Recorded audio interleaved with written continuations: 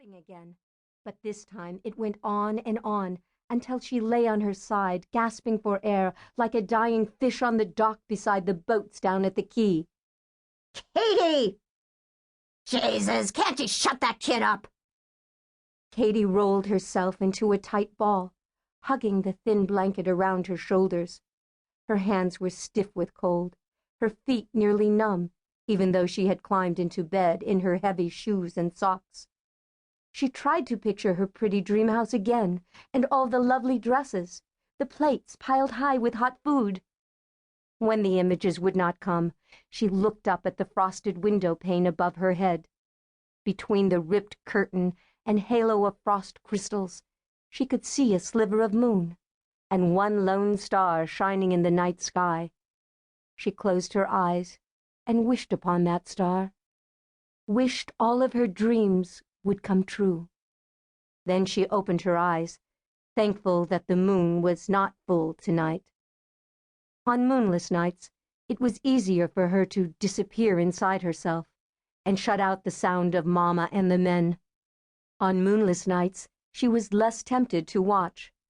But on nights when the moon hung full and heavy in the starless sky, she would silently turn away from the wall, stare through the milk-white light, and watch the shapes writhing on the bed. She would peer over the edge of her blanket and watch as Mama entertained the men who came scratching at the door. She must have fallen asleep, for the next thing she knew, Mama's hand was on her shoulder, shaking her awake. The room smelled of burning whale oil. The single lamp on the crate beside Mama's bed cast a weak halo in the corner. "Katie, get up and put your coat on." Mama stripped off the blanket and tossed her the ugly green wool coat that some little girl across town had outgrown.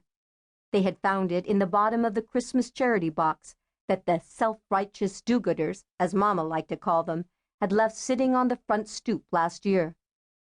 Suffering through another fit of coughing, wiping rusty phlegm on the sheet, Katie sleepily protested.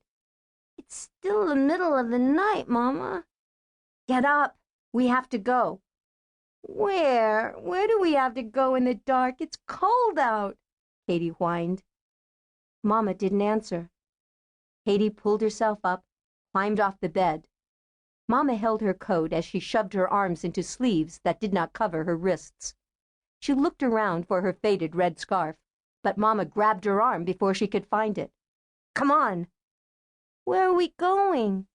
Mama would not look at her, and Katie began to worry and wonder why she was acting so strange.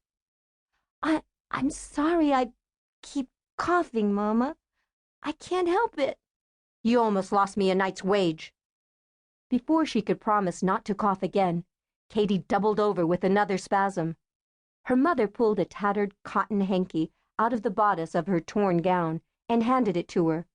Then she grabbed her by the wrist, dragged her across the room, and opened the door.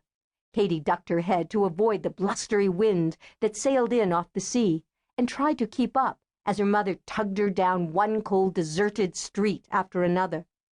She knew most of the lanes near the wharf by heart. They had tread them since she could walk, she and Mama. They lived from hand to mouth, lived on the kindness of strangers and on the money that the sailors and fishermen paid Mama when she took them to her bed. When times were very hard, they lived on do-gooder charity. As they passed beneath a street lamp, she glanced up at the familiar lines and angles of her Mama's thin face. Her Mama was looking straight ahead, with her jaw set. They were climbing now, up the hill, away from the wharf and the ramshackle houses that lined the narrow byways and shops close to the water. Katie fought for breath as they walked uphill. Here the houses were larger, prettier. All around them were trees, part of a forest that had once grown all the way down to the sea. Well into unfamiliar territory now, Mama turned another corner.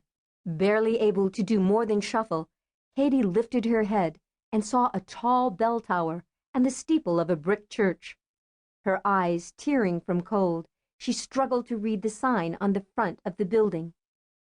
St. Perpetua's Church. Mama was fairly dragging her now, walking faster, more determined.